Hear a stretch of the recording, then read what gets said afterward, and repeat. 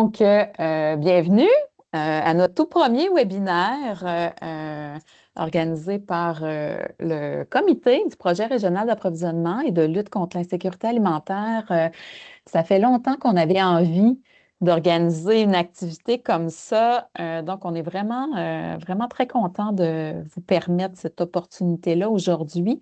Puis ça va être un peu un pilote parce que c'est la première fois qu'on le fait. Donc, ça, je suis contente déjà que la plateforme fonctionne, qu'on ait réussi à ce que tout le monde se joigne à nous aujourd'hui. Euh, Dans le fond, on est moi et Patrick, là, Patrick Saint-Denis, qui est le directeur général de SOS Dépannage Moisson Grimby. Moi, je vais faire l'animation là, du webinaire aujourd'hui. Et Patrick sera notre gardien du temps et le responsable du chat. Vous avez vu que les micros, en fait, qu'on a le contrôle des micros. Euh, il y aura une période, là, une période de questions après chaque présentation, quelques minutes. Puis à la fin de l'ensemble des présentations aussi, là, on pourra ouvrir les micros. Puis vous pourrez poser vos questions, soit directement là, via la caméra ou dans le chat si jamais vous préférez. Là, ce sera libre à vous. Donc, sans plus tarder, en fait, peut-être un petit rappel des objectifs de ce webinaire-là. L'objectif, c'est vraiment en partant de faire connaître les initiatives qui existent sur notre territoire. Vous le savez, pour la plupart d'entre vous, on n'a pas d'espace régional à proprement parler où on peut réseauter ensemble, on peut échanger sur ce qui se passe sur nos territoires. C'est un peu l'objectif justement de ce webinaire-là. Puis tu sais, c'est pas exhaustif. Là, on a 4 initiatives qui vont être présentées aujourd'hui. C'est clair qu'il existe plus d'initiatives de mutualisation sur notre territoire, mais on trouvait que c'était un bon début déjà là, de vous présenter ces initiatives-là. Puis, ce qu'on souhaite également, c'est vous outiller donc par la présentation des projets qui est dans le fond des pistes de démarrage qui puissent être faits ou de la mise en contact aussi avec les porteurs de projets de mutualisation qui puissent être faits là, à la suite de ce webinaire-là. Je voudrais seulement mentionner que le webinaire est enregistré. Donc, on a des personnes qui ne pouvaient pas être présentes au webinaire et qui souhaitaient là, le regarder en rediffusion. Donc, voilà. Puis, il va être envoyé à l'ensemble, le lien va être envoyé à l'ensemble, dans le fond, des partenaires. Là. Donc, même vous aussi, si vous voulez le partager dans votre réseau, là, vous serez les bienvenus. Donc, sans plus tarder, je vous présente nos premières présentatrices. En fait, c'est le projet anti-gaspillage Brome-Missisquoi. Donc, on a avec nous Valérie Marin, qui est en fait, Valérie est directrice générale du Centre d'action bénévole Marguerite Dubois dans la MRC de Brome-Missisquoi, qui est située à Bromont. C'est un organisme communautaire qui offre des services d'entraide et de soutien à la population, principalement de Bromont et Brigham. Puis, Valérie a œuvré depuis plusieurs années dans le milieu communautaire. Elle développe et coordonne des projets qui sont liés à la sécurité alimentaire, au développement social et à la mobilisation des acteurs de son territoire. On a également Martine Favreau qui est avec Valérie aujourd'hui. Martine qui coordonne à proprement parler là, le projet et le comité anti-gaspillage de Brome-Missisquoi. Donc, c'est moi qui, ce que j'ai compris, c'est moi qui vais partager votre présentation. Parfait. Si tu veux bien. Je veux bien. Je complète mes infos. Oui. Voilà. Alors, moi, je suis en poste comme chargée de projet depuis 1 an au comité anti-gaspillage Brome-Missisquoi. Le comité est formé de le Centre Marguerite Dubois de Bromont, le Centre d'action bénévole de Bedford, Farnham, Sutton et attends un petit peu, il me manque quelqu'un. Il y a Lac-Brome. En fait, là, Et la ville de Lac-Brome. le comité, ben, il regroupe vraiment là, des acteurs des 6 pôles de la MRC Brome-Missisquoi. Est-ce que tu veux dire aussi qu'on a Oui. des gens de la MRC, de la MRC et du CIUS? Ah oui, le comité est aussi formé de gens du CIUS de l'Estrie et de la MRC. Et puis, on s'est doté, si je vous fais ça rapidement, comme mission et valeur, de réduire le gaspillage alimentaire en récupérant les surplus afin de nourrir les personnes dans le besoin dans le territoire de Bromissiquois. Nos valeurs, c'est la solidarité, la collaboration, l'entraide, le respect des aliments, l'engagement communautaire, le développement durable et le partage et mutualisation des ressources. Si tu veux bien passer à la suivante, Émilie.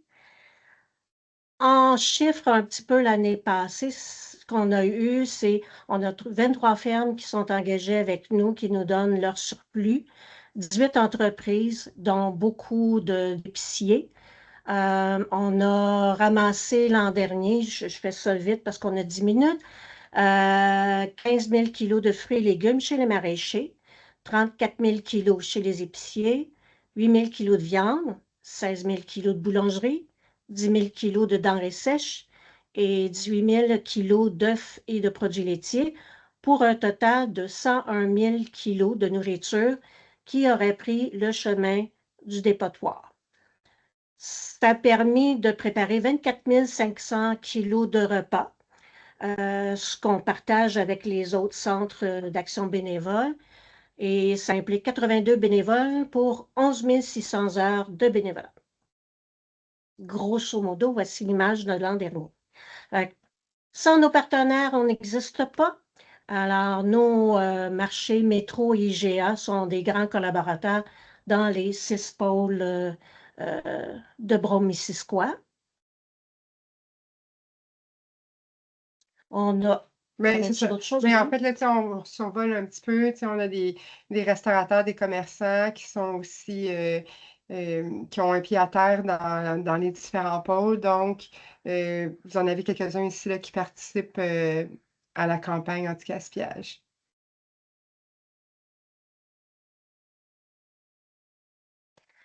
Oui. C'est comme tu veux. D'accord. Je vais juste prendre le relais quelques minutes. Vas-y. Dans le fond, nous, c'est sûr que principalement, il a fallu qu'on s'organise. C'est vraiment chaque pôle amène sa force, en fait, là, chaque personne qui participe. Puis en fait, au niveau du ramassage, ben là, la saison estivale va commencer.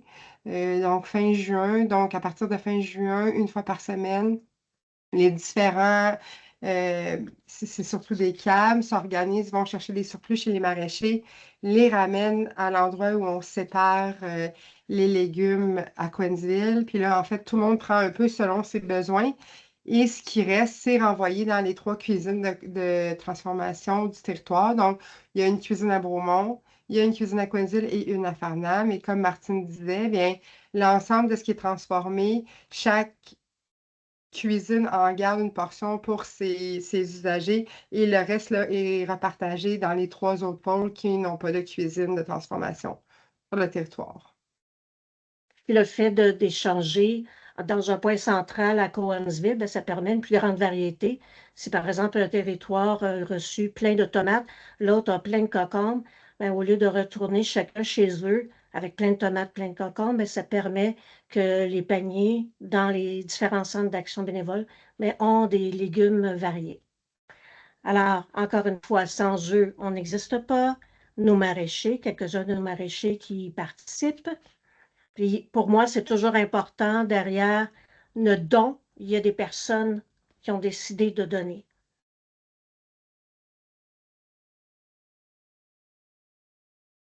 L'an dernier, on a fait aussi du glanage solidaire. On a fait beaucoup de bleuets. Ça a été une excellente saison de bleuets. On a eu à la fin de la saison des carottes et des poireaux. Ce qui nous a permis de ramasser l'an dernier, parce que notre glanage, c'est un tiers, un tiers, un tiers, comme dans tous les organismes qui font du glanage, un tiers aux bénévoles, un tiers aux maraîchers qui nous accueillent et un tiers pour le comité anti-gaspillage dans notre cas.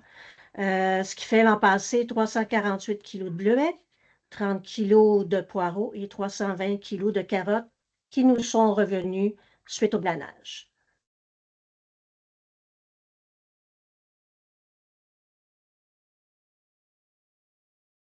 Ben, comme Valérie disait, la transformation, ben, on a 3 cuisines. On a dit Bromont, Cowansville et Farnham.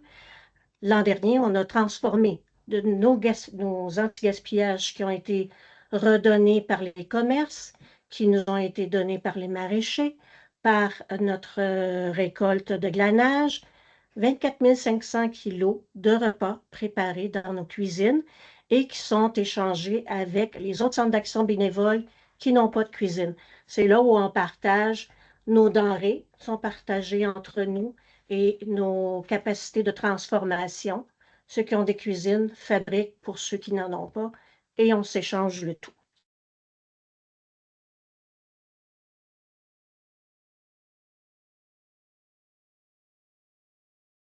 Ben, c'est sûr qu'au final, ben, tous les centres d'action bénévole qui font partie de Bromisquois font de l'aide alimentaire. Ça prend différentes formes selon le centre d'action bénévole. Il y en a que c'est des paniers. Il y en a que c'est comme on peut aller faire un choix comme un mini supermarché gratuit, mais les gens choisissent ce qu'ils veulent avoir. Puis tu as aussi la popote roulante dans certains cas. Et c'est pas mal ça, là. On a aussi des frigos verts. Les frigos verts. Il y a beaucoup de frigos verts sur le territoire là, qui sont aussi alimentés avec ces légumes-là. Le vendredi, quand on a fini notre semaine, là, tous les surplus, que ce soit des produits boulangerie, produits laitiers ou fruits et légumes là, qui doivent être passés, ben, sont mis dans les différents frigos verts. Fait que c'est sûr que ça fait, tu sais, on travaille tous ensemble au niveau de la sécurité alimentaire. Puis, tu sais, on a même aussi, là, dans le passé, fait des demandes de subventions en commun pour soutenir les initiatives là, qu'on travaille ensemble. Donc, le comité anti-gaspillage existe quand même depuis 2018, puis d'année en année, on s'organise. Cette année, on a eu la chance de pouvoir engager une chargée de projet qui est vraiment le point central, là, tu sais, parce qu'avant, ça reposait pas mal sur les directeurs des CAP qui participaient. Donc, ça devenait lourd, ça devenait plus difficile. Fait que là, la coordination est assurée par quelqu'un. Fait qu'il y a quelque chose de très facilitant pour les participants au comité. Fait que je pense que c'était ça. Je ne sais pas si vous aviez des questions, des commentaires.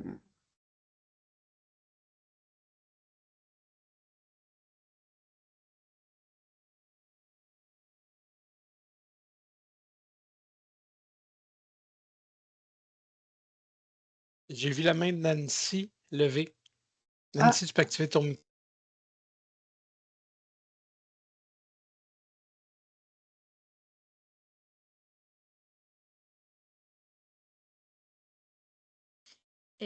Émilie, t'es mutée.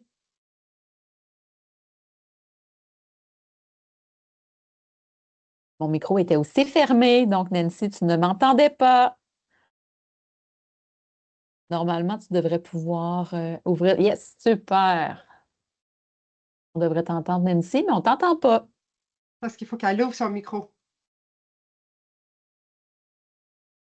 C'est ce que je fais. Ben oui, Ah, là, ça attends. fonctionne. Ça Fait que- marche? Hey, yeah. Ben oui. Une question facile, Valérie. Combien? Attends, j'ai-tu compris 24 000 plats? Je l'ai perdu, ce petit bout-là, là. C'est ça? 24 000 kilos. 24 000 kilos. Mais ça dépend. Tu sais, en 2024, on n'était pas à pleine capacité d'opération parce que Farnham, ils ont déménagé. Fait que là, ils ont eu une partie de l'année où ils n'ont pas pu transformer. Puis, Cowansville, ils ont eu aussi des petits enjeux avec un chef.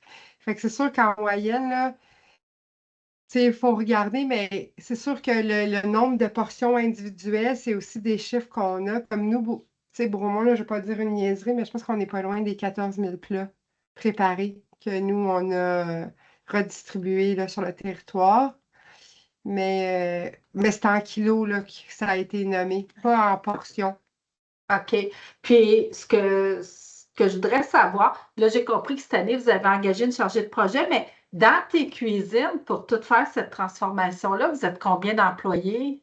Ben, dans le fond, nous, à Bromont, on a 2 cuisiniers et on a à peu près, je te dirais, là, 12 bénévoles qui sont là en cuisine pour la transformation. Ou des fois, tu sais, juste pour quand on reçoit les légumes, il faut les trier, il faut les empaqueter. Euh, c'est sûr que les produits des maraîchers qu'on reçoit, tu sais, souvent, ils n'ont pas besoin d'être triés. Tu sais, c'est des produits, c'est de haute qualité. Mais c'est sûr que de faire le ramassage dans les épiceries, il faut absolument que ça soit trié avant d'être redistribué ou avant d'être transformé. OK, mais Mais admettons là, que tout est trié, là, est-ce que pour faire, en tout cas, combien de plats par jour? Moi, c'est parce que ce que je vais essayer d'évaluer, c'est que peut-être qu'on partirait dans un projet comme ça, mais ça me prendrait combien de personnes dans ma cuisine pour c'est faire sûr, l'équivalent? c'est sûr que, tu sais, il y a quand même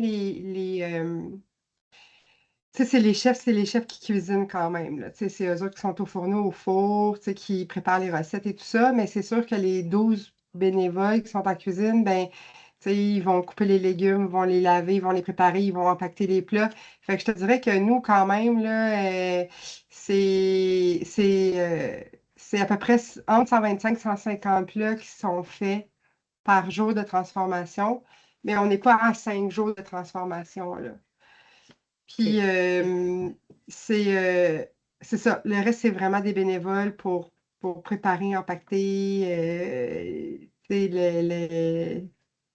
le gros, là, je te dirais qu'ils sont à peu près, c'est ça, entre 11 et 13 en cuisine. Et puis, c'est pour combien de jours? Mais dans le fond, là, nous, présentement, on est à 4 jours, là, Ok. présentement.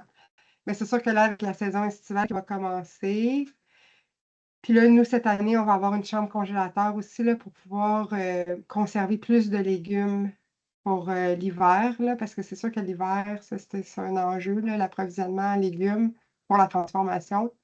Fait que c'est sûr que là, on va voir cette année, mais tu sais, on a l'ambition de blanchir et de préparer beaucoup plus d'aliments qui vont être conservés pour l'hiver. Puis, une petite question facile. Ça t'a pris combien de temps réussir à ramasser toute cette belle équipe-là?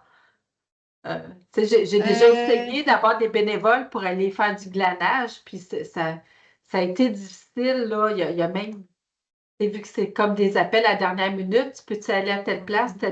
Fait que ça n'a pas levé, ça n'a pas marché. Mais je suis curieuse de voir, parce que tu as l'air d'avoir une belle équipe. Ça t'a pris combien de temps?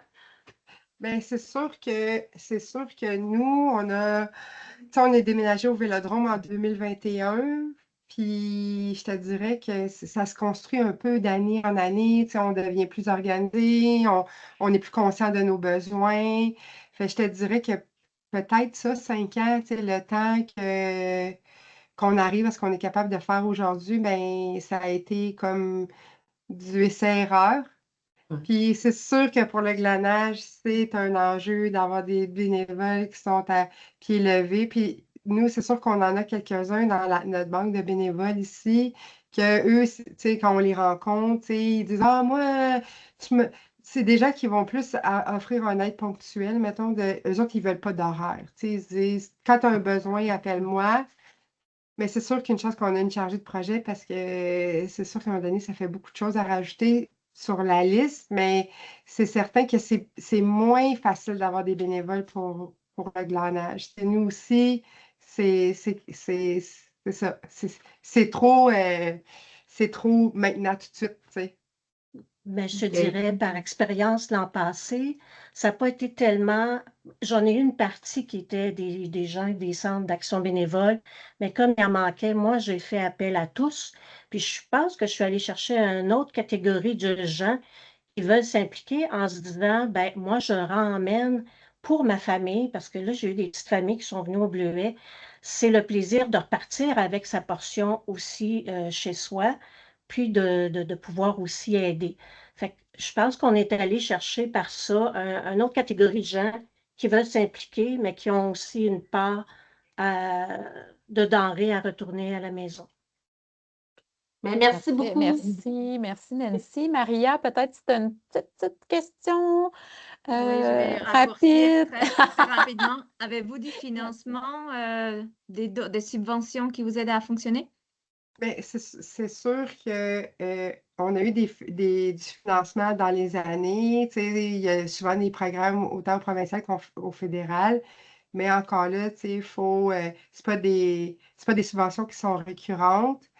Puis c'est sûr que j'ai eu d'ailleurs un atelier, puis j'en avais parlé aussi avec Patrick au niveau d'aller chercher des revenus autonomes, de plus en plus. Il va falloir qu'on réfléchisse à une façon d'aller chercher des revenus autonomes pour s'assurer de la pénurie de nos initiatives, mais c'est l'enjeu des organismes communautaires. Le financement, ben, il faut en chercher, il faut en trouver, il faut soumettre. Puis, mais c'est sûr que je te dirais que ce que j'ai trouvé, c'est que le fait qu'on se regroupe tous aussi, ça a été facilitant aussi quand on a déposé des demandes. En groupe, ben, souvent, ben, c'était plus facilement réalisable entre nous parce que la responsabilité était partagée. Puis même, je pense que les parties prenantes, quand ils reçoivent des demandes où les gens travaillent ensemble, ben, souvent, c'est ça. Je pense que c'est quelque chose qui plaît. Puis j'ajoute, je m'excuse, mais on vous invite d'ailleurs au financement à notre souper bénéfice le 1er octobre à Bromont. Et puis aussi, on a un nouveau site Internet qu'on vous invite à aller consulter, antigaspillage.ca. Merci beaucoup, Martine et Valérie, pour cette initiative. Puis pour les autres questions et commentaires, on va avoir du temps à la fin là, pour échanger tous ensemble. Donc, on serait rendu à notre deuxième initiative, l'initiative mutualisation du transport, qui, n'oubliez pas, Martine et Valérie, de fermer votre micro, s'il vous plaît. Ah oui. Merci. Donc, qui est un partenariat entre Moisson Estrie et le réseau des fermiers et fermières de famille. Donc, on a Maria ici Maria qui est ingénieure industrielle de formation, donc diplômée à l'Université de Buenos Aires et à l'École centrale de Lyon, désolée. Elle a 15 ans d'expérience en logistique et gestion de projet. Puis elle s'engage depuis 2017 activement au soutien là, des fermes biologiques de proximité au Québec. Et elle est directrice générale là, du réseau des fermiers et fermières de famille. Puis elle représente le projet Biolocaux des cantons, donc qui a démarré en 2023. Et on a également Christian Bibeau, donc Christian qui est le directeur général de Moisson Estrie depuis 2022 et qui est très impliqué dans le milieu communautaire depuis 1998 et à la direction de différents organismes là, depuis 2007. Donc, Christian et Maria, je vous laisse la parole. Parfait. Christian, veux-tu commencer? Je te vois pas. Parce que tu avais une rencontre, je sais que tu as donc Il est des horaires là. un peu compliqués. Il est là, mais Sinon, je peux je te commencer. laisserai, Maria. Oui, vas-y, tu peux commencer. Parfait. Ben oui, c'est ça, les biolocaux des cantons. Pour ceux qui ne nous connaissent pas, on est un regroupement d'une vingtaine de fermes en Estrie, des fermes qui pratiquent les paniers comme les modes d'agriculture soutenus par la communauté. Et on fait des paniers d'hiver depuis 3 ans maintenant. Et notre enjeu, c'était la distribution à certains points éloignés parce que notre vision, c'était d'approvisionner toutes les streets, toutes les MRC. Et bien sûr, on a beaucoup plus de demandes à Sherbrooke et les grandes villes qu'à Lac-Mégantic, par exemple. Et en discutant avec Moisson Estrie, parce qu'on a enclenché une entente d'approvisionnement dans laquelle Moisson Estrie nous achète des légumes à un prix que nous, on fait c'est pas notre prix de vente normal, on fait un rabais pour nous rapprocher des coûts du marché. Et Moisson Estrie quand même paye un petit peu plus, je pense, que si c'était un distributeur, mais à la longue, pour nous, ça change énormément.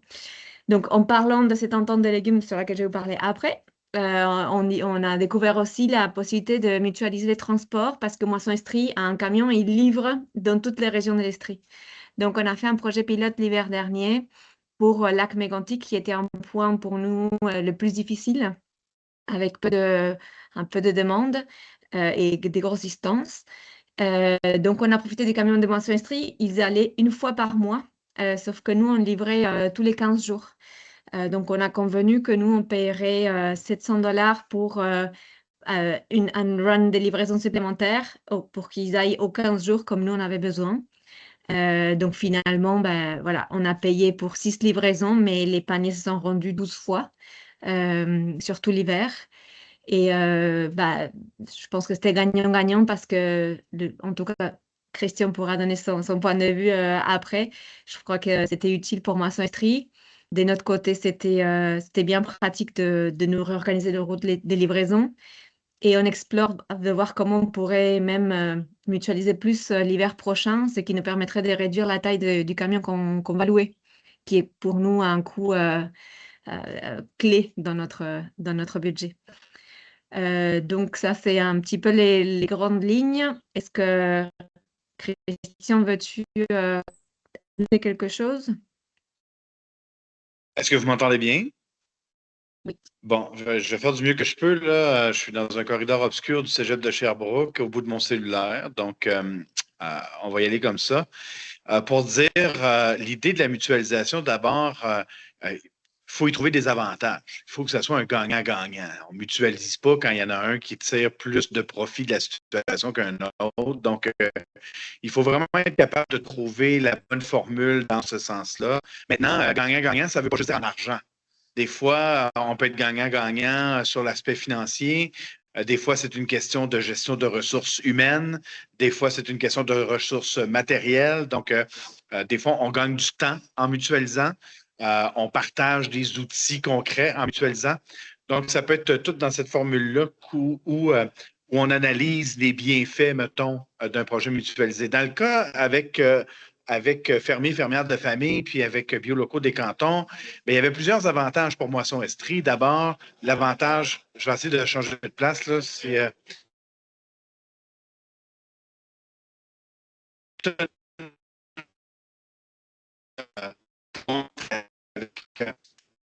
Donc, tiens, il y aurait- dans un processus ça ne fonctionne pas, de Christian. produits dont on a aussi besoin. Et donc, ce partenariat-là était super intéressant, super important pour nous. Fait que là, il y avait déjà un gagnant là, un gagnant-gagnant dans l'esprit de collaboration. Ça a donné lieu à une entente financière d'abord et avant tout pour l'achat de légumes. Pardon?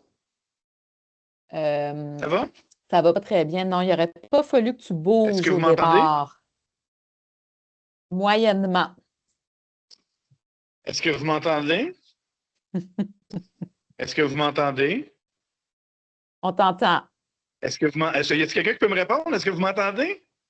Ben, on te répond, mais je pense que tu ne nous entends pas. OK, là, je t'entends, Émilie. J'essaie de trouver le bon spot. Là. C'est vraiment pas l'idéal, mais c'est ça. C'est dans une institution post-secondaire, Internet, là, ça s'en vient. Donc, tout ça pour dire que il y avait déjà cette entente-là, donc cette relation-là partenariale qui était de base. Pour nous, ça nous a permis aussi, à travers l'inventaire de Biolocaux des cantons, de pouvoir être un acheteur, donc de pouvoir acheter des produits qui viennent directement donc de ce réseau-là pour venir combler certains besoins qu'on a, nous, dans notre distribution en dépannage alimentaire. Fait que là, il y avait ça, le partenariat. Ensuite, il y avait deux organisations qui ont besoin de travailler la question du déplacement, les transports. Puis là, bien, il y a toutes sortes d'impératifs derrière ça. D'abord, quand Moisson Estrie va à Lac-Mégantic pour aller livrer des denrées, les quantités sont en général assez modestes parce qu'il n'y a pas 200 organismes communautaires dans le granit. L'autre chose, c'est que quand on revient avec un camion vide. Donc, on avait déjà cette préoccupation-là en tête. On n'a pas réglé ce bout-là, mais en s'associant avec Biolocaux des cantons, le voyage aller venait prendre une plus grande importance parce qu'on venait évidemment, quand même, d'ajouter une quantité de denrées que l'on déplaçait et ça donnait accès donc à ces paniers-là à une population qui était plus éloignée. Ça nous a permis aussi chez Moisson Estrie de faire des voyages plus régulièrement dans le granit. Donc, le granit, c'est quand même à 1h15, 1h20 de route là, de nos locaux. Donc, pour les organismes locaux de Lac-Mégantic en tant que tel, ça a été un grand gain d'avoir 2 voyages par mois plutôt qu'un seul. C'est sûr que c'était génial.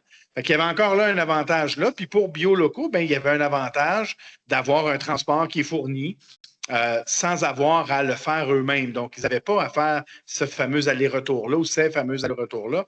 On s'en chargeait. Alors, il y avait un autre avantage à ce niveau-là. Et puis, ben, finalement, nous, ça nous a permis, comme organisation, de pousser cette réflexion-là qu'on avait sur ces idées-là de mutualisation. Moisson Estrie a des camions, il y a de la nourriture à transporter. Est-ce qu'on est capable de trouver des formules pour que s'il y a d'autres gens qui ont aussi des denrées à transporter, qu'on soit capable de s'outiller collectivement pour ça? C'était ça qui était derrière le projet. Comme Marielle l'a nommé, ben, on va réfléchir à d'autres façons de faire maintenant pour voir si est-ce que cette formule-là peut fonctionner dans plus qu'une MRC? Est-ce qu'il y a des façons de faire qui pourraient permettre non seulement d'augmenter le nombre de paniers qui pourraient être vendus dans les différentes MRC, mais comment est-ce que pour Moisson Estrie, on peut en ajouter dans nos déplacements et peut-être encore là, aller chercher un gagnant-gagnant. Je vais terminer ici en disant que la mutualisation, tu sais, c'est un sujet à l'ordre du jour depuis 1774, là. Je veux dire, on en parle depuis très, très longtemps. Ah, ben on va mutualiser, comme si c'était un peu la solution à bien des enjeux. Mais on va se le dire, si on n'en fait pas tant que ça de mutualisation, c'est parce que c'est complexe. Alors, il faut vraiment prendre le temps de s'asseoir. Il faut vraiment le temps d'essayer de couvrir les angles morts, puis d'avoir cette conversation-là. Ce qui est chouette avec l'association qu'on a fait, c'est qu'on a commencé par une MRC, on a commencé par un voyage, on a commencé donc par créer le lien, la relation, trouver justement où y étaient les défis, pour après ça, peut-être être capable de voir, est-ce qu'on peut faire un autre petit pas l'année prochaine. Puis peut-être que dans 5 ans, on sera rendu à des kilomètres de là où on est aujourd'hui, mais il fallait commencer par cette petite initiative-là. Puis c'est peut-être là un ingrédient intéressant dans les formules de mutualisation, commencer par une petite expérience pour être capable après ça de la faire croître. Exactement. Ben, moi, je peux juste conclure que effectivement, peut-être pour moi, Semestri, c'est vrai, ça a l'air d'un petit projet, mais nous sommes déjà un petit projet. Ça nous a changé la saison. Ces petites différences on a vendu donc 36 000 livres de légumes à Moisson Estrie avec une entente surtout l'hiver des quantités et des prix. C'est exactement le principe des paniers. Donc Moisson Estrie est devenu une grande personne qui nous a acheté un méga panier. C'est vraiment de l'agriculture soutenue par la communauté. Et ça nous a changé la saison. On est vraiment dans des marges de manœuvre très limites financièrement. Donc, ces coups de pouce, pour nous, ça a un impact très, très clair et structurant. Donc, on a envie de continuer et d'explorer plus d'opportunités de mutualisation, des logistiques avec le camion. Donc, voilà, est-ce qu'il y a des questions? Ben, comme j'ai le contrôle des micros, moi, j'aurais une question Oui. pour vous, parce que, bon, je connais le projet de l'interne, mais pour le bénéfice de nos participants, là, tu sais, vous présentez le projet comme un succès. Puis je pense que on peut dire que le projet pilote a été un succès, mais probablement qu'il y a eu des défis dans ce projet-là. Est-ce qu'il y a un défi, puis peut-être Maria, là, je te laisserai la parole. Est-ce qu'il y a un défi justement que vous avez rencontré dans le cadre du projet? Puis Christian, tu pourras bonifier aussi, là. Mhm.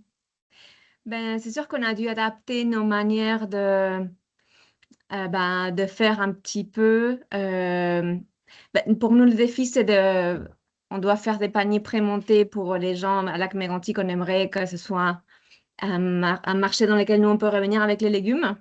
Mais bon, on laisse les restants de légumes voilà, pour justement les centres d'action bénévole de Lac-Mégantic.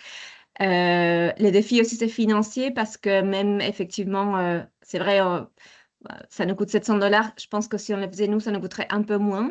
Mais comme dit Christian, c'est une économie de temps, on met nos ressources ailleurs, donc ça vaut la peine quand même de continuer.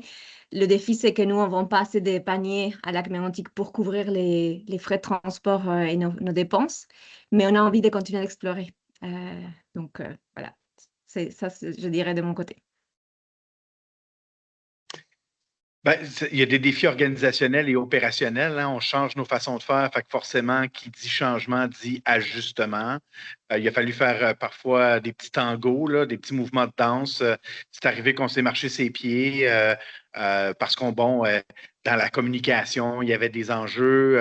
Fait qu'il fallait l'expérimenter. Au bout de 2 voyages, c'était réglé. Donc, je dirais que c'était ça les principaux défis, l'expérimentation, puis un peu apprendre au moment où ça se présente, là, sur la question des opérations, sur la question opérationnelle vraiment. Pour Moisson Estrie, ça permet aussi de mettre en évidence ces organismes pivots dans les différentes MRC. Puis s'il y a une volonté de travailler, puis on pourrait, en tout cas, il y a du potentiel par rapport à l'exploration qu'on peut donner à ce projet-là. Mais dans les défis, Émilie, pour répondre à ta question, une fois les opérations organisées, une fois qu'on l'a testé une fois ou deux, on a trouvé un air d'aller, une façon de faire qui nous a permis après ça vraiment d'avoir une action structurante. Merci beaucoup à vous deux. Donc, qu'on pourrait dire, c'est que pour répondre à ce défi-là, ça prend une bonne communication. Un des facilitateurs dans les projets de mutualisation pourrait être la communication entre les partenaires. Est-ce qu'il y a d'autres gens qui auraient des questions pour Maria et Christian?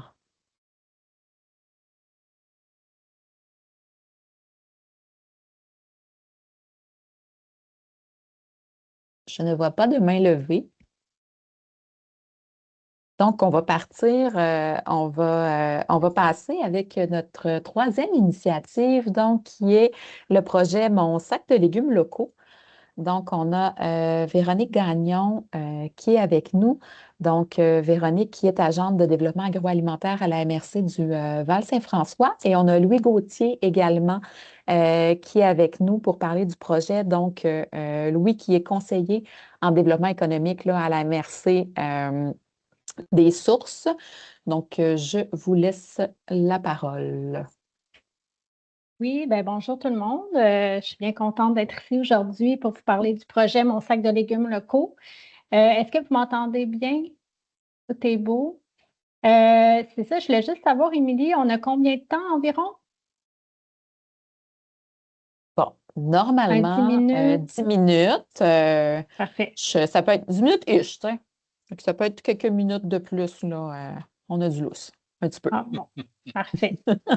On va essayer de faire ça rapidement. C'est sûr que c'est pas simple à expliquer rapidement, mais on va faire de notre possible et tout.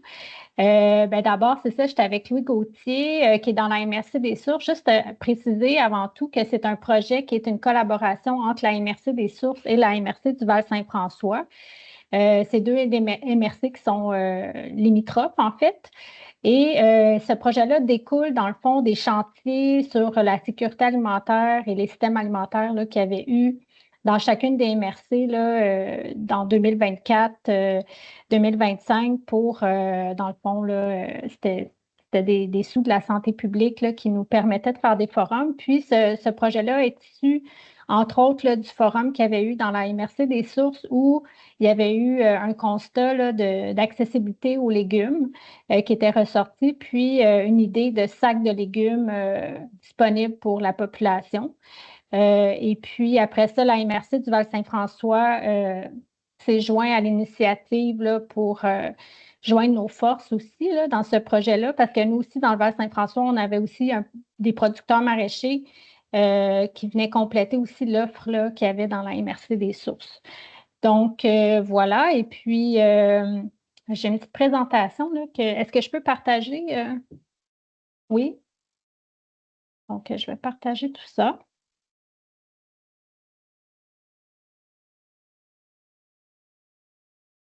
Donc, là, je crois que si j'agrandis mon truc, je ne verrai plus les gens. Donc, est-ce que vous voyez, même si je laisse mon... On le voit, Véronique, c'est juste que ce n'est pas en mode présentation, là, mais on voit très bien. Oui, c'est ça. Parce que tantôt, j'ai fait le test. Si je le mets en diaporama, je ne vous voyais plus.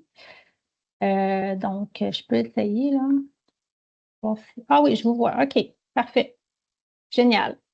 Donc, voilà le projet Mon sac de légumes locaux. Donc, c'est ça aussi, je voulais dire, dans la MRC des sources, il y a aussi Émilie Lapointe, qui est agente en développement agroalimentaire, qui a participé au projet. Dans le fond, il y a Émilie, Louis, puis moi, on est comme un peu le noyau des organisateurs du projet, mais il y a eu une panoplie de personnes qui ont participé au projet, beaucoup de partenaires et tout ça. Donc, je vais essayer de tourner les pages. OK, c'est comme ça. Donc, la structure du projet pilote, en fait, juste mentionner aussi que c'est un projet pilote qui a été financé là, par l'entente sectorielle de développement bioalimentaire, qui est une entente sectorielle en Estrie là, qui nous a permis d'avoir des sous pour réaliser ce projet pilote-là. C'est un projet sur 12 semaines de livraison de sacs de légumes. C'est une livraison aux 2 semaines en alternance de la MRC des Sources et la MRC du Val-Saint-François. Donc, il y a eu 6 semaines de livraison dans chaque MRC. C'est un projet pilote de distribution de 60 sacs de légumes et c'est 4 variétés de légumes par sac. Donc, voilà. Là, je vais rouler là, justement pour avoir le temps de tout vous présenter. Donc, les objectifs du projet, là, c'était entre autres d'offrir un nouveau canal de commercialisation aux producteurs maraîchers de la région. Ils ont déjà une mise en marché avec leur sac de légumes, avec leur panier de légumes, là, comme parlait Maria tantôt, là, avec les fermiers de famille qui ont déjà un canal avec leurs abonnés là, à leur panier. Mais nous, on voulait aussi développer une alternative d'un nouveau canal de commercialisation pour les maraîchers, pour aller rejoindre peut-être des nouveaux clients, en fait, une nouvelle clientèle. Il y avait l'augmentation de l'accessibilité de l'offre de légumes pour la population de nos 2 MRC, donc avec un format aussi qui était plus petit que les paniers de légumes qui étaient offerts par les maraîchers. Donc, c'est un format en fait, les paniers coûtaient 15 $. Donc, avec 4 sortes de légumes. Donc, c'est un format aussi le plus accessible et flexible. Et aussi, le but, c'était aussi de sensibiliser à la saine alimentation. Et dans les sacs, on partageait des recettes et trucs de conservation. Puis Louis aussi, si jamais j'oublie des trucs, là, Oui, je te vois vas-y, ça plus. va bien. Oui, ça va bien. Je vais te laisser la Ouais. parole peut-être à quelques fois pour compléter Ah, vas-y. dans la présentation.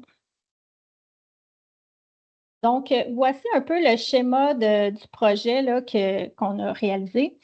Dans le fond, le lundi, les légumes, on allait les chercher chez les producteurs maraîchers. Puis, juste mentionner aussi qu'il y avait beaucoup de bénévoles impliqués puis de partenaires.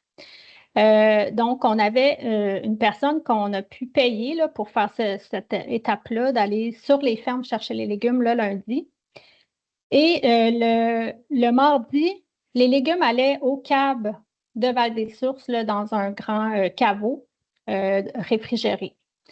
Et le mardi, il y avait l'assemblage des sacs de légumes. Ça, c'est avec des bénévoles. Donc, il y avait le CEPAC, qui est une école là, pour des personnes en difficulté d'apprentissage là, qui apprennent différents métiers. Puis, il y avait aussi le CJE de Richemont. Donc, eux, ils venaient avec des bénévoles pour faire l'assemblage des sacs. Le mercredi, c'était la livraison dans les points de chute. Donc, on avait différents points de chute qu'on avait trouvés dans chaque MRC. Donc, dans la MRC des Sources, la distribution était faite par des bénévoles et une personne qui était aussi rémunérée. Et dans la MRC du Val-Saint-François, c'était 2 bénévoles du Cap de Richemont qui faisaient la livraison. Et les sacs étaient entreposés là, dans la chambre froide d'Établi en Folie, qui est la cuisine collective là, de Richemont. Et puis, c'est ça, c'était livré le mercredi dans les différents points de chute aussi du Val-Saint-François. Donc, à chaque semaine, c'était la même chose qui revenait, mais en alternance, Val-Saint-François et MRC des Sources. Ça continuait comme ça. Donc, on peut voir qu'il y avait beaucoup de partenaires qui étaient impliqués, que ce soit les CAB, les bénévoles, des centres de formation. Est-ce que j'oublie des gens? Non, c'est Louis? bon. C'est bon. C'est bon. Et puis, on a aussi développé plusieurs outils là, promotionnels avec le financement qu'on a eu, justement, puis aussi pour dire qu'on a eu du financement aussi de Desjardins, du député, de de la CDC, SADC, de la MRC des Sources. Là, je ne veux pas en oublier, mais en tout cas, on a eu beaucoup de partenaires financiers. On a pu aussi avoir une image graphique. On a développé des outils, puis les gens, ils allaient acheter leur sac sur la plateforme Zephy. Ici, on peut voir là, à quoi ça ressemblait la plateforme, puis ils pouvaient choisir les semaines qu'ils voulaient des sacs. Tout était fait en ligne. C'était quand même facile à utiliser. On avait aussi des pancartes pour les points de chute, des affichettes et une vidéo promotionnelle, etc. On avait aussi des outils de communication là, pour ça, on pouvait sortir les commandes. Et puis, les bénévoles qui assemblaient les sacs pouvaient savoir le nombre de sacs à faire pour chaque MRC, avec le nom des participants et tout. On envoyait des infolettes aussi de rappel aux clients pour dire ben, demain, c'est votre sac à tel point de chute à telle heure. Donc, tout plein de petits outils qu'on a développés. Donc, aussi, suite à ce projet pilote-là, il y a eu une étude de faisabilité faite par le collectif Récolte. Cette étude-là a été financée par le MAPAC, le programme Proximité. Puis, ça nous a permis aussi de voir comment on peut refaire ce modèle-là à plus grande échelle, puis comment on peut le mettre à l'échelle. Puis, suite au projet, on a fait des sondages de satisfaction auprès de plusieurs partenaires. Donc, ici, on voit une des personnes qui a participé, c'est la ferme Racine et Chlorophylle à Stoke. Et puis, il y a eu 4 fermes maraîchères qui ont participé au projet, 2 dans la MRC des Sources, puis 2 dans la MRC du Val-Saint-François. Et puis, c'est ça, ils ont été aussi sondés pour savoir comment ils avaient trouvé le projet et tout ça, pour savoir si c'était une formule qui les intéressait à poursuivre. Ensuite, ici, il y a eu les bénévoles aussi qui ont été sondage des clients et clientes du projet pilote, pardon. Il y a eu 130 clients qui ont participé au projet pilote. Donc, on a eu 130 acheteurs de sacs de légumes. Il y a eu 39 clients qui ont répondu au sondage, puis 30 de taux de réponse. Fait que toutes ces réponses-là vont nous permettre, nous a permis d'adapter le projet pour cette année. Puis aussi les points de chute là, qui ont été sondés. Là, je ne sais pas, il me reste combien de minutes? Je vais accélérer. 5 minutes? Parfait. Ensuite, les sacs, il y a eu 97 des sacs qui ont été vendus dans la MRC des Sources. Là, ici, on voit Émilie avec Rolande là, qui travaillait aussi au projet. Puis on voit un peu à quoi ça ressemblait les sacs. C'était des sacs en papier.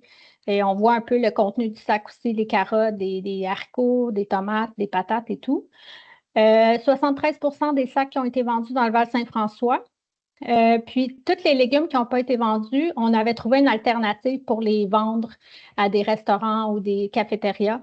Donc, ça n'a pas été perdu là, en tant que tel. Puis, il y a aussi des sacs qui ont été offerts à des organismes communautaires. Donc, grosso modo, là, les études nous montrent que les participants ont beaucoup aimé le projet, puis qu'ils sont intéressés à recommencer d'acheter les sacs, puis ont aimé le service. Les bénévoles de Point de Chute ont ajouté que les clients apprécient beaucoup la très forte majorité et profitaient d'une livraison de produits usuels frais. Ils ont été très heureux des sacs aussi. Dans le fond aussi, ce qui était intéressant, c'est que les sacs étaient livrés à des points de chute très accessibles comme des garderies, des écoles, des entreprises privées, des municipalités, ce qui fait que les gens, ils pouvaient prendre leurs sacs facilement, c'était sur leur itinéraire. Donc, disons, tu vas chercher ton enfant à l'école ou à la garderie, tu peux prendre ton sac.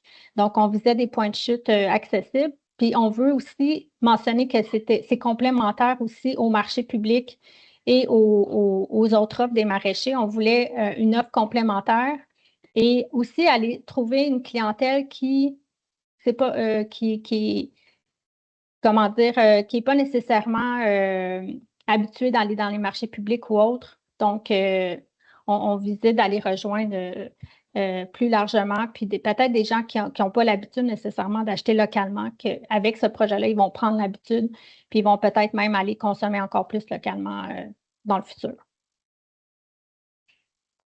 Et puis, je vais juste passer rapidement. Ici, on voit un autre producteur qui était dans le projet. Donc, les gens aussi, au niveau du prix, Il était quand même très satisfait là, de 15 $. Puis, cette année, justement, on augmente un peu le prix parce qu'avec l'étude de faisabilité, on s'est rendu compte qu'il fallait vendre plus de sacs avec un prix un peu plus élevé pour que le projet devienne périn. Puis, voilà, donc les gens trouvent qu'ils ont assez, pour le prix qu'ils payaient, que c'était assez de légumes qu'il y avait dans leur sac et tout ça. J'essaie de pas trop. Peut-être, Louis, est-ce que tu aimerais parler de cette slide? Ben, cette diapo-là montre un peu l'intérêt pour certains légumes. On voit que les carottes, les patates, les tomates, puis les choux, les verdures comme des salades, des mesclun, brocolis, concombres, oignons, ail sont les plus populaires. Et on avait des légumes en découverte comme les poivrons, haricots, les courges sont des légumes là, qui étaient moins, je dirais pas moins appréciés, mais les gens veulent moins. Là. Parce que c'est issu d'un sondage. Puis, justement, le projet visait des légumes aussi plus, comment dire, plus communs, là, que les gens prennent plus régulièrement, plus conventionnels, mais on a toujours un petit ajout d'un légume parce qu'on vise quand même monsieur, madame, tout le monde qui ne sont pas nécessairement habitués de manger beaucoup de légumes. Fait qu'on on voulait que ça soit accessible et des légumes connus. Mais on fait toujours des découvertes de légumes avec des recettes et tout ça pour, comme par exemple les ravioles là, qu'on a eu, que les gens ont quand même beaucoup apprécié, mais il y en avait beaucoup qui n'avaient jamais mangé de ravioles. Là. Fait que voilà. Le reste, je pense que je l'ai pas mal tout dit. Là. Fait que pour notre objectif pour 2026, peut-être je pourrais arrêter le partage. Cette année, on continue le projet, juste pour vous dire un petit peu où est-ce qu'on s'en va. On vise d'augmenter les sacs de 60 à 120 sacs. On veut doubler. Puis, on va augmenter un peu le prix, comme je disais, à 17 $. Et cette année aussi, on vient d'avoir une subvention du MAPAC avec le programme PADOR qui va aider on va pouvoir payer une ressource qui va nous aider à recruter les points de chute parce qu'on avait manqué de temps un peu l'année passée vu que c'était allé vraiment rapidement. Donc là, avec plus de points de chute, ça va nous aider. Puis comme je disais, on vise des points de chute qui sont faciles d'accès. Donc, les garderies, des écoles encore, des centres de personnes âgées, des municipalités, des entreprises privées, des CAB aussi ou autres. Puis, ça permet aux gens d'avoir... L'accessibilité était très importante là, d'avoir cette accessibilité-là. Et les ressources sont super importantes pour la promotion parce que c'est peut-être un aspect déficient là, de la première année. Alors, on met beaucoup plus d'accent cette année là-dessus pour augmenter le nombre de sacs. Et puis, la bonne nouvelle qu'on a, c'est que les producteurs, on a recruté 2 fois plus de producteurs pour cette prochaine année. Donc, il y a un intérêt de la part des producteurs avec un projet comme celui-ci. Parfait, on a fini. Fait que voilà. Merci. Merci. Merci, Véronique. Merci, Louis. Oui, je vois que Martine, vous avez une question. Autorisez le micro. Donc, vous devriez être capable. Super. OK. Ma question était, avez-vous des données sur le profil socio-économique de vos clients? Oui, ben là, je ne les ai pas avec moi proches, mais oui, on avait une petite question dans le sondage là, de leurs revenus, de leur famille. C'est quoi c'est-tu des familles, des personnes seules, des couples ou autres, ou c'est quoi leur revenu? Puis on avait une grande diversité, là, on avait de tout, des personnes plus aisées aux personnes un peu moins aisées. Puis, on s'est rendu compte qu'avec les points de chute qu'on avait, ça nous amenait à avoir une clientèle très diversifiée. On n'a pas ciblé comme des des gens en particulier. Tu sais, si on avait peut-être si on était allé dans juste un type de point de chute, mais là, vu que c'était diversifié, comme par exemple à l'école ou une garderie, c'est un CPE, donc c'est une garderie assez accessible, ce qui fait qu'il y a des gens de tous les types de revenus. Donc, c'était assez diversifié. Puis, on a demandé aux gens, est-ce que vous seriez prêts à faire un don pour des personnes qui auraient moins d'argent pour acheter des sacs? Puis, même les revenus les moins élevés étaient prêts à mettre un petit montant de plus pour aider les personnes encore moins nanties. Donc, c'était quand même intéressant de savoir que les gens voulaient participer à avoir peut-être des paniers solidaires aussi là, dans le projet. Parfait, merci. Merci. Maria, tu as une question? Oui, merci, c'est super intéressant. J'étais curieuse de la partie plus opérationnelle, logistique. Vous avez un camion pour distribuer? Comment vous avez les ressources pour l'aspect logistique? Vous avez un entrepôt, un camion? Dans le fond, veux-tu y aller, Louis? Oui, pour répondre, l'entrepôt qui a été utilisé, c'est le caveau qui était situé à la fabrique 409, celui du Centre d'action bénévole des Sources. Donc, l'espace qu'on a utilisé, on nous donnait un espace pour pouvoir faire l'assemblage des légumes, la conservation des légumes et le transbordement. C'est la ressource qui avait été engagée qui allait chercher chez les producteurs les légumes pour le projet. Cette année, on envisage que 2 points de chute centrales dans chacune des MRC va être utilisé pour recevoir de la part des producteurs la livraison centrale pour ensuite être amené au Cap des Sources. Et peut-être compléter que pour l'instant, c'était des voitures personnelles des gens, par exemple là, des bénévoles et tout ça. Mais cette année, étant donné qu'on va augmenter la quantité de sacs, il y a 2 maraîchers qui ont des camions qui vont peut-être pouvoir nous aider. Puis la cuisine collective des tabliers en folie, là, ils sont sur le point d'acheter une petite camionnette qu'on va peut-être pouvoir prendre avec les bénévoles.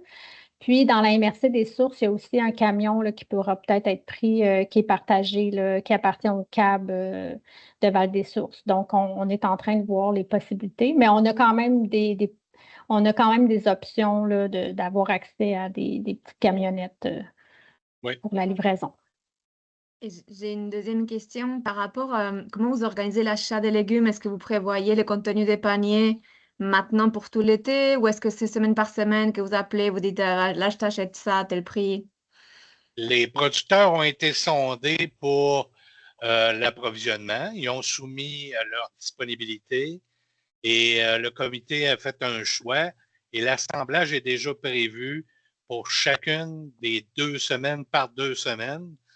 Alors, les 8 semaines qui vont aller dans un territoire, les 8 autres semaines. Alors, c'est déjà prévu et on peut même déjà là, mettre sur le site Internet très bientôt là, les sacs pour que les gens puissent les acheter dès maintenant. Chaque producteur sait déjà quels légumes qu'ils vont fournir chaque semaine. Donc, on a fait plusieurs rencontres en amont là, avec les producteurs il y a quelques mois. Puis, on a déjà déterminé selon leur disponibilité, puis leur force aussi comme producteur, selon ce qu'ils produisent aussi des fois de différent des autres. Fait que chaque producteur, on a réussi à leur prendre des légumes pour le projet. Puis, c'est ça, le projet, ça va être de fin août à la mi-décembre. Puis aussi, comme on a fait avec les bio-locaux, l'année passée, quand les gens terminaient notre projet, on leur avait parlé que s'ils veulent continuer de prendre des légumes, ça fait une belle complémentarité, je trouve, avec les bio-locaux parce qu'ils peuvent continuer à prendre des paniers l'hiver, puis on peut les suggérer de continuer avec les bio-locaux parce que nous, on ne continue pas l'hiver. Fait que ça fait comme une alternative plus d'automne. Puis l'été, étant donné qu'il y a beaucoup de marchés publics puis d'autres options, ben, on s'est dit qu'on va laisser l'été à toutes les options plus qui existent déjà. Puis nous, ben, on vient compléter l'automne. Merci. Nancy, je vois que tu as une main levée, mais on va attendre à la fin parce qu'il nous reste un projet à présenter. Puis j'aimerais ça que Julie-Pierre ait le temps de présenter son projet. Donc, si tu peux garder ta question, Nancy, en tête, là, on va y revenir après la présentation de Julie-Pierre. Salut, vous m'entendez bien? Donc, pour la petite intro, Julie-Pierre est coordonnatrice projet et opération chez Cuisine Amitié de la MRC des Sources et elle est passionnée en gestion de projet. Donc, Julie-Pierre, tu vas nous parler du projet de transformation alimentaire qui est porté par votre organisme. Oui, dans le fond, nous, ça fait déjà plusieurs années là, qu'on a un projet de transformation alimentaire qui avait commencé avec Moisson Estrie et la coop métro de notre ville, le Val-des-Sources. Nous, c'est 7 jours par semaine, 365 jours par année qu'on récolte les invendus de la coop métro. Donc, tout ce qui ne se vend pas à la coop métro est rapatrié ici, soit par coop métro ou par nous, là, qui va avec notre camion chercher les denrées. Et on a une livraison Moisson Estrie à tous les 2 semaines. Nous, on a une personne dans l'équipe qui est concentrée sur la transformation alimentaire. Donc, tous les jours de la semaine, il y a des repas qui sont cuisinés et il y a des produits frais qui sont redistribués. Nous, on redistribue à toutes les écoles de notre territoire, autant primaire et secondaire adultes, et on distribue à 18 organismes qui viennent chercher des boîtes. On a à peu près 4 organismes chaque jour qui viennent chercher des boîtes de denrées. Et tout ce qu'on cuisine est soit redistribué aux organismes qui travaillent avec les personnes, avec des gens qui ont de la difficulté avec leur budget ou qui ont de la misère à gérer à gérer. C'est pas nécessairement pour les gens bien moins nantis, c'est pour tous ceux qui ont plus de difficultés à gérer tout ce qui est alimentaire. Et c'est ce qu'on faisait dans les dernières années. Depuis 2 ans, on a lancé les récoltes à la source avec une coordonnatrice au glanage. Dans le fond, on a une banque de 150 bénévoles qui est interpellée tout l'été pour aller faire du glanage dans la MRC des Sources. Nous, on est vraiment concentrés seulement à MRC des Sources. Et ces denrées-là vivent le même processus, mais avec des bénévoles pour qu'ils vivent. On a vraiment beaucoup plus de bénévoles qui viennent dans la portion glanage. Donc, ils récoltent, ils nettoient, ils préparent, ils coupent, ils cuisinent et ils distribuent les denrées. C'est le même principe de glanage qu'un peu partout, là, un tiers, un tiers, un tiers. Et c'est ça. Cette année, on veut partir un embryon. Nous, dans le fond, notre coordonnatrice au projet est aussi une maraîchère. Donc, on va avoir une portion de terre pour tester la pousse de nos propres produits. Donc, je voudrais pas m'avancer, là. Je sais pas exactement quels légumes. C'est pas moi la responsable de tout ça. Mais ça va être 2 légumes là, qui vont être testés cette année et qui vont être récoltés par les bénévoles et qui vont vivre le même processus. C'est juste que c'est nous qui vont les faire pousser. Parce qu'éventuellement, on aimerait beaucoup avoir des collaborations avec des maraîchers, puis on veut tester à quoi ça pourrait ressembler en amont. Sinon, c'est pas mal comme ça que ça fonctionne. L'année passée, dans la première année du projet de glanage, c'est 3 tonnes qui ont été ramassées.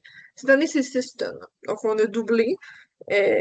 Avec Coop Métro, c'est 40 tonnes, je crois, et avec Moisson aussi, ça fait beaucoup de tonnes, là. Mais pour nous, parce que nous, on est une équipe de 2 personnes en cuisine. Donc, c'est ça. C'est à ça que ça ressemble. On réussit à en faire profiter à peu près, c'est ça, 18 organismes, là. Fait que c'est des centaines de personnes sur notre territoire qui mangent grâce à ces légumes et fruits-là. Donc, c'est pas mal ça pour la base du projet. Je ne sais pas s'il y avait des questions ou autres.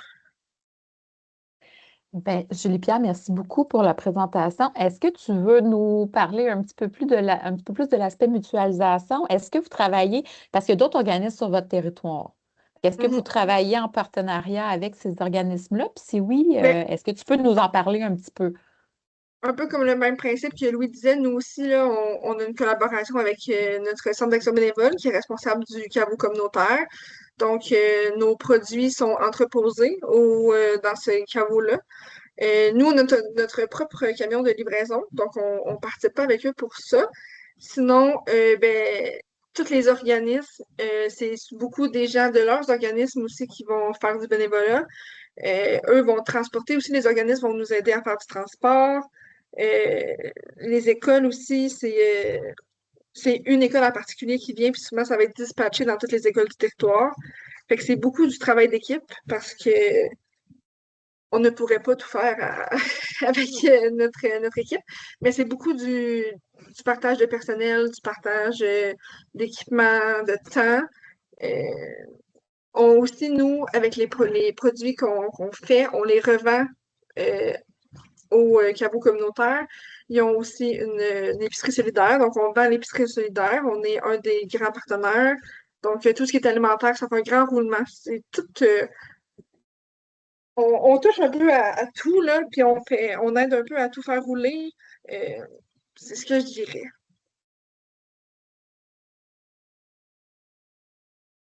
Merci. Est-ce qu'on pourrait dire que vous avez justement une belle dynamique partenariale, tu sais, tout, dans le fond, il y a comme une synergie entre chacun des organismes là, sur votre territoire là, au niveau de l'aide alimentaire, que ce soit Ouais, de tout le la monde est rattaché. récolte, transformation, Ouais. entreposage, transport, parfait. Merci beaucoup. Est-ce qu'il y a des questions pour Julie Pierre spécifiques au projet de transformation de Cuisine Amitié?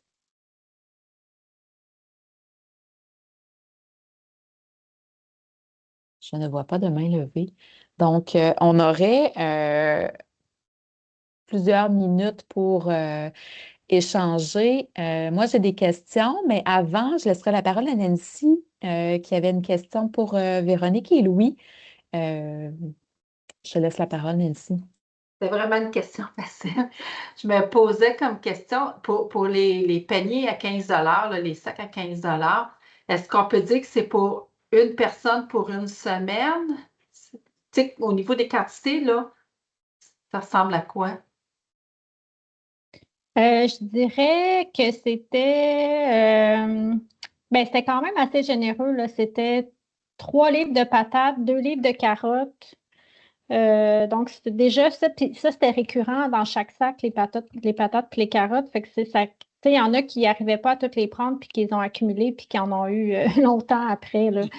Mais tu sais, par exemple, j'ai ma collègue qui a comme 2 garçons ados. Puis elle, à chaque 2 semaines, tu sais, elle aurait pu en prendre plus, mais tu sais, c'est dur à juger là, selon si c'est un gros mangeur ou pas de légumes, mais c'était assez généreux. Là, tu sais, moi, une personne seule, là, disons que je prends ma mère, exemple, qui est seule puis qui n'a pas un gros appétit, ça aurait été beaucoup. Là. Fait que même pour elle, là, aux 2 semaines, il y en aurait resté un peu. Là. Fait que c'est assez généreux, je pense, comme sac. Là. Ouais. C'est pour ça qu'il y a des changements cette année. Comme les pommes de terre, on les a laissées tomber. On n'a pris que les carottes, puis avec 3 légumes de saison là, en variété et en découverte. Des plus usuels, de l'ail, mettons, pas à toutes les semaines, mais aussi de l'oignon. Il y a en fait une panoplie de légumes là, qui peuvent être consommés à chaque semaine. Voilà. Ça, c'est suite aux commentaires des différents sondages. Là. Il y en a qui disaient souvent que, bon, il y a eu beaucoup de patates, là. Il a fallu en donner. Là. Fait que là, on a réduit ce facteur-là. On a réduit aussi les carottes. La première année, il nous a permis de sonder qu'est-ce que les gens préfèrent, les quantités, et puis les gens veulent découvrir aussi. Alors, tout ça là, nous a amené à faire des changements cette année. Merci, Véronique et Louis. Est-ce qu'il y a d'autres questions? Vous pouvez l'écrire dans le chat si jamais vous êtes gênés. S'il n'y en a pas d'autres questions, moi j'en ai. On ne voit pas de main levée, hein, Patrick? Ah oui, Véronique. Oups, Tu as la parole. désolée. Oui, mais je l'ai juste tantôt, j'ai comme été un peu. J'avais pas préparé ma présentation parfaitement pour le public cible, là, mais juste mentionner, reparler des partenaires parce que j'ai passé vite, là. Juste pour bien comprendre, là, c'est les 2 MRC qui sont partenaires ensemble. Il y a eu aussi les CAB là, qui ont participé, CAB de la MRC des Sources, CAB de Richemont, les cuisines collectives qui nous aident aussi des 2 côtés, et aussi la CDC de la MRC des Sources là, qui a participé beaucoup au projet. Puis la CDC est aussi le coordonnateur du SAC de la MRC des sources, le système alimentaire territoriaux, c'est eux qui chapeautent un peu le SAT. Donc, c'est juste pour mentionner que c'est un projet là, qui est très, très multipartenaire. Tu sais, on parle de mutualisation aujourd'hui, là, donc c'est vraiment grâce à tous ces partenaires-là que ça a été possible là, de développer ce projet-là qui est quand même, qui a une complexité quand même assez importante. Je voulais juste reparler de ça parce que j'ai passé un peu vite sur tout ça tantôt. Merci, Véronique. Moi, j'irai avec une question pour l'ensemble des présentateurs. Je me demande vos initiatives, comment elles se formalisent? Est-ce que vous avez des ententes signées, des contrats clairs entre partenaires ou est-ce que ça se fait de façon plus organique et informelle? Je ne sais pas qui voudrait y aller en premier. Vous pouvez lever votre main si vous voulez, mais je trouverais ça intéressant parce que quand on parle de mutualisation, une des craintes, justement, et en fait, un des leviers aussi, c'est d'avoir des ententes claires entre différents partenaires parce que quand ça va bien, c'est tel quel, mais quand ça va moins bien, quand on a une entente, au moins, on peut se référer à cet outil-là. Là. Je ne sais pas qui voudrait répondre à la question. Maria, est-ce que tu veux y aller? Oui, merci. Oui, merci. Oui, nous, effectivement, on est en entente signée pour la saison, donc ça a été assez clair et réfléchi. Ça a aidé le fait que ce n'était pas... c'était un projet pilote, mais nous, nos opérations mutuelles, ça roulait déjà, donc ça aide à établir des ententes claires quand ce n'est pas des nouveaux projets. Mais en tout cas, nous, oui, c'est avec les coûts associés, on a une entente pour l'hiver.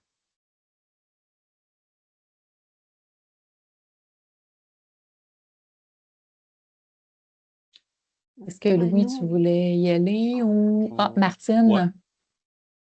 Bon, Louis et Martine ensuite, c'est bon? Okay. Du côté de la MRC des sources puis du Val-Saint-François pour le projet de Mon sac de légumes, oui, il y a des ententes de signer entre les producteurs et les coordonnateurs du projet pour sécuriser les approvisionnements. Donc, ça engage le producteur à fournir les légumes qui ont été prescrits dans le projet. Mais on est toujours conscient qu'il y a des aléas climatiques, des non-disponibilités vis-à-vis du climat de certains légumes. C'est arrivé l'an passé. Donc, on demande aux producteurs de peut-être offrir une alternative.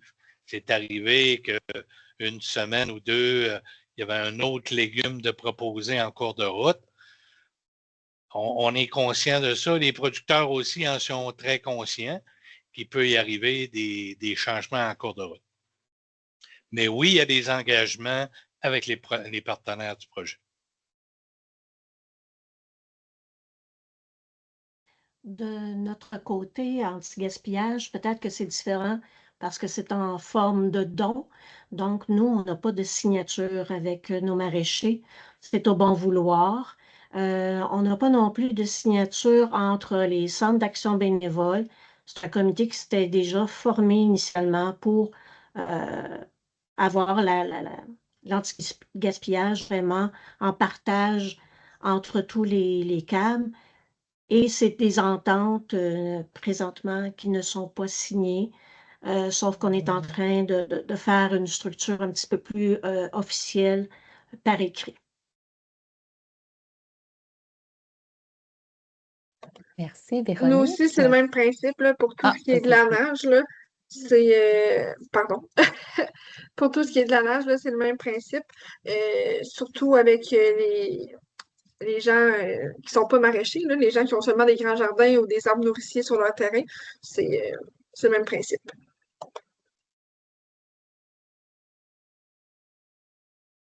Vas-y, Véronique.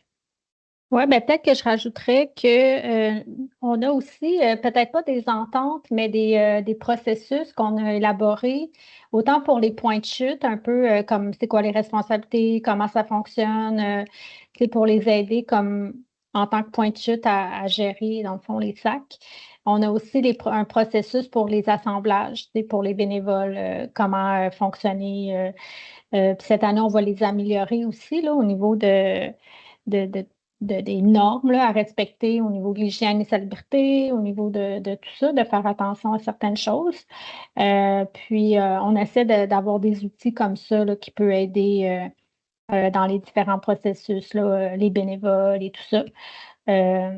Donc, on va les améliorer cette année, justement. Puis le collectif Récolte qui nous a accompagnés dans l'étude de faisabilité nous a fait évaluer les risques du projet. Puis, pour chaque risque nommé, on trouvait des façons de venir les pallier s'il y avait quelconque problématique, puis de développer des outils aussi pour contrôler les risques, là. Donc, on travaille là-dessus.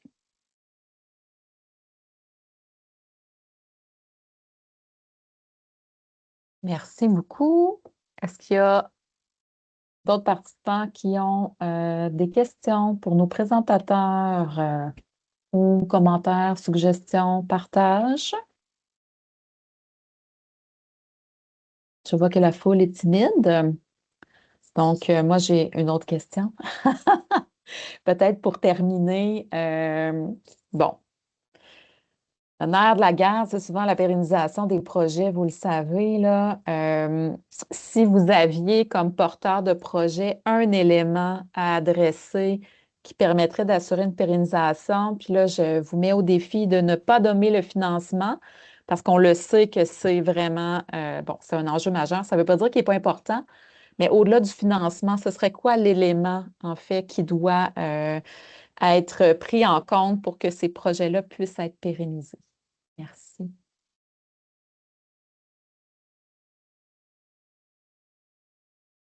Ben, moi, je peux me lancer. Ça revient pas à ce que j'avais dit avant. Pour moi, c'est bien connaître ces opérations parce que le diable est dans les détails. Et mutualiser, comme disait Christian, ça peut être beau, mais il faut que... Enfin, il y a beaucoup de détails pour que ça marche. Donc, quand tu connais bien tes processus, ça aide à ce que ce soit pérenne parce que tu retrouves pas des surprises en cours de route qui font que finalement le projet n'est plus aussi intéressant qu'on l'imaginait. Merci, Maria. Oui, Véronique. Ben, moi, je dirais, Louis, tu me corrigeras si tu as d'autres idées, mais je dirais que c'est vraiment la volonté de toutes les parties prenantes de poursuivre, puis c'est vraiment comme, c'est l'addition de toutes les parties prenantes qui fait que le projet peut exister. Donc, à chaque année, c'est de valider leur intérêt à continuer ou de trouver aussi des alternatives s'il y a un partenaire qui ne peut plus être là ou autre. Mais c'est vraiment cette synergie qui est entre tout le monde. Tu sais, comme cette année, on a un partenaire bénévole qui ne peut plus faire l'assemblage. Donc là, on a essayé de trouver, mais c'est sûr que ça demande tout le temps de s'adapter aux changements continuellement, puis d'être flexible. Je pense qu'il y a une notion de flexibilité puis d'adaptabilité. Donc voilà.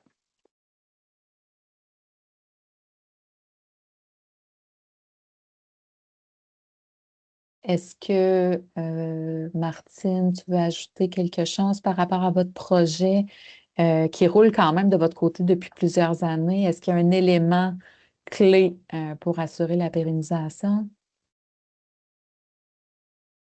La première idée qui me vient en tête, c'est de s'assurer qu'on veut tous aller dans la même direction, qu'on a tous les mêmes valeurs et les mêmes objectifs au final. Grosso modo, c'est ce que je pense. Effectivement, merci beaucoup. Est-ce que, Julie-Pierre, tu voulais ajouter quelque chose? Louis? Personnellement, pour notre part, pardon, Louis, Vas-y. je crois que c'est d'avoir un cycle qui se complète parce que quand on démarre un projet dans ce sens-là et qu'on n'a pas la réponse à la finalité de ce qui pourrait se passer dans toutes les situations, ben, c'est difficile de rester périn.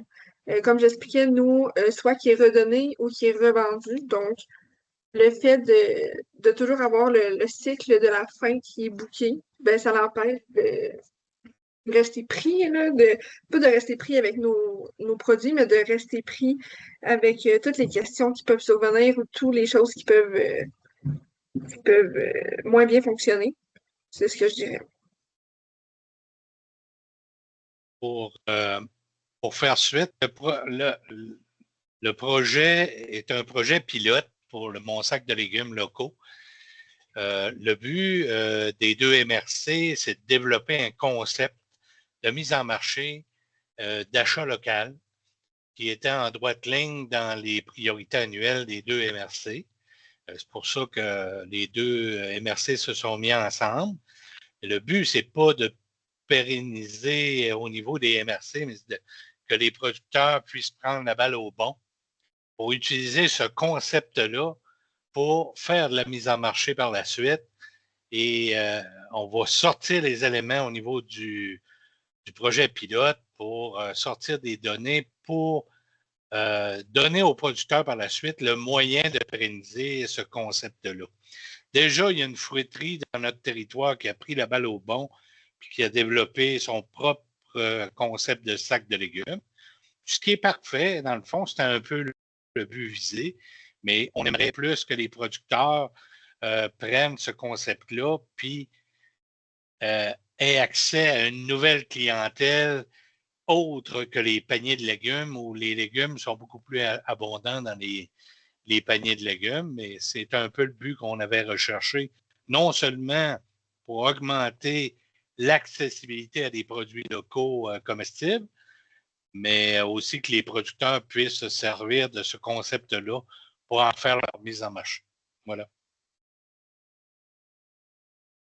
Merci, Louis, pour la précision. Il nous reste quelques petites minutes.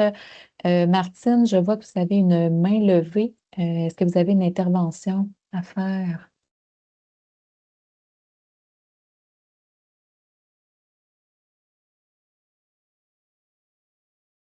En fait, je vais me positionner plus côté client.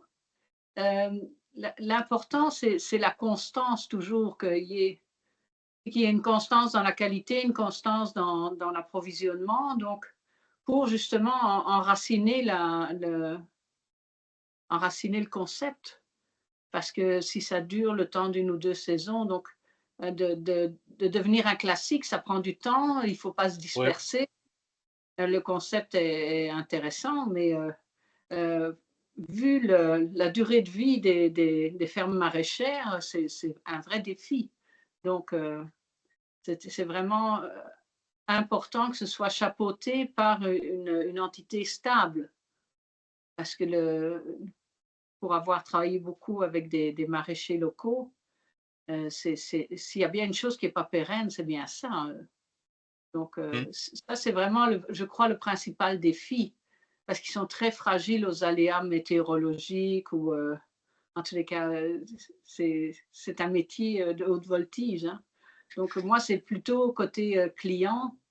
Si vous avez un concept, mettons, à $17 tous les 2 semaines, il faut vraiment que ce soit réglé comme du papier à musique, quoi, et que la qualité soit constante. Donc, je trouve que ça, c'est un vrai défi parce que les gens sont sont souvent très frileux. Il suffit qu'il y ait une petite bibite dans le légume ou c'est terrible. Comment les gens sont peu habitués à du vrai organique, quoi. Donc, c'est ça.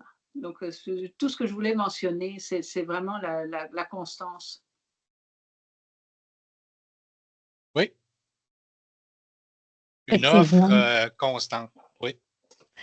Effectivement, merci Martine. Puis dans oui, la posture client, mais tu sais, quand on parle d'entité stable, je pense que dans toutes les initiatives, ça nous prend une organisation et une ressource stable pour coordonner les initiatives, là. Fait que, tu sais, je fais du pouce un peu, Martine, sur ce que vous avez dit, mais cette constance-là aussi, elle est importante pour la pérennité des projets, je crois.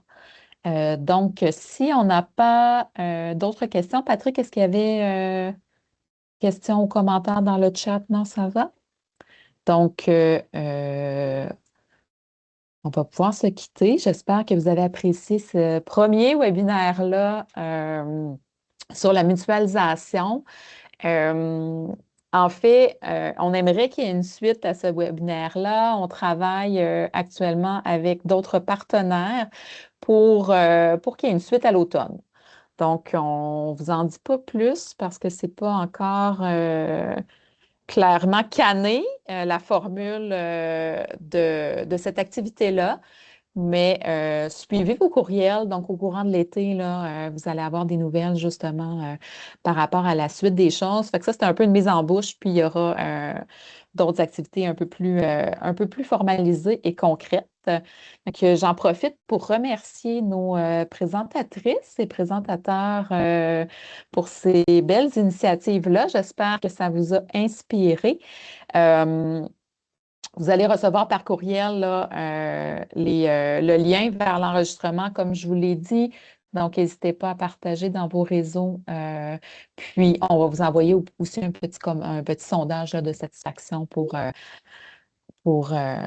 l'amélioration continue. Donc, si vous avez des suggestions, commentaires, n'hésitez pas. Donc, je vous souhaite une belle fin de journée. Puis, au plaisir. Au revoir. Merci tout le monde. Merci beaucoup. Bye bye. Au revoir.